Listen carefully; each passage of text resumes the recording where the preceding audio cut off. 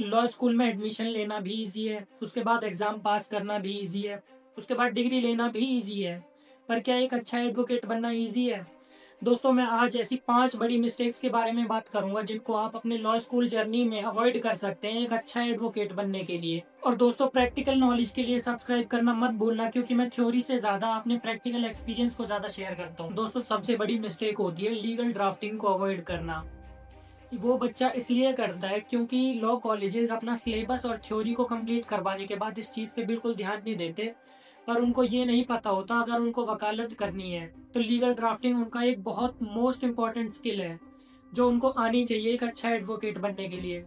दोस्तों, law school में आपको ज़्यादा नहीं तो एटलीस्ट बेसिक ड्राफ्ट्स आपको आने चाहिए, जैसे कि legal notice, bail application draft कैसे करते हैं, प्लेन रिटर्न स्टेटमेंट, इनके एटलीस्ट आपको आने चाहिए ड्राफ्ट कैसे रेडी होते हैं। क्योंकि आगे जाके आप जब किसी फर्म में या फिर किसी सीनियर एडवोकेट के पास अप्लाई करोगे तो वो आपको इंस्टेंटली हायर कर लेंगे, आपको अगर बेसिक लेवल पे ये चीज़ें आती हैं तो।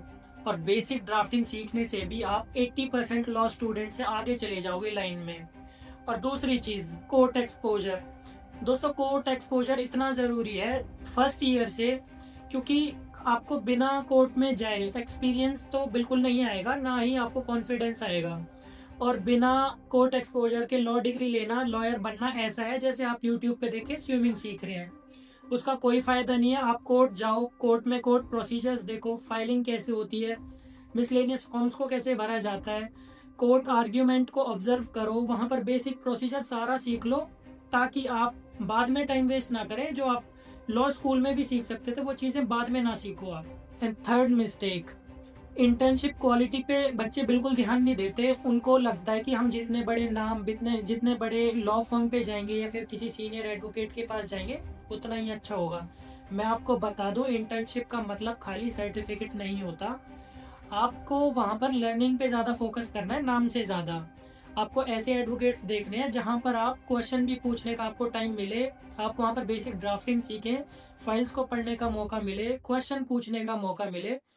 तो आपको नाम से ज्यादा क्वालिटी पे ध्यान देना है, जहां पर आप सच में जेन्युइनली कुछ चीजें सीखें। फोर्थ मिस्टेक है लीगल रिसर्च ना करना और जजमेंट्स को ना पढ़ना। लॉ स्टूडेंट इस चीज को ऐसे इग्नोर कर देते हैं कि भाई ये अपने बस की बात नहीं है, बहुत ऊपर लेवल की चीज है तो इसको छोड़ो।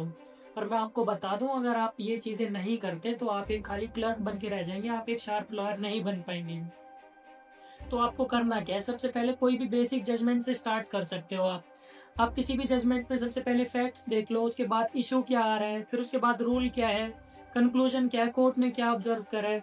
इन चीज़ों से आप स्टार्ट करेंगे तो आप बड़ी जजमेंट्स पे भी जा पाएंगे, उसके बाद आप एक शार्प लॉयर बनने के काबिल होंगे। फिफ्थ बिगेस्ट मिस्टेक है माइंडसेट और डिसिप्लिन पे काम ना करना। दोस्तों, एक अच्छे एडवोकेट के अंदर ये क्वालिटीज होना जरूरी है। उसके अंदर डिसिप्लिन होना चाहिए, एथिक्स होना चाहिए, प्रोफेशनल कंडक्ट होना चाहिए, उसको अपने कम्युनिकेशन स्किल्स पे काम करना चाहिए, रीडिंग हैबिट होनी चाहिए, लर्निंग स्किल्स होनी चाहिए उसके अंदर। क्योंकि लॉ खाली एक सब्जेक्ट नहीं है, वो एक लाइफस्टाइल है जो एक अच्छे एडवोकेट के अंदर होनी ही चाहिए।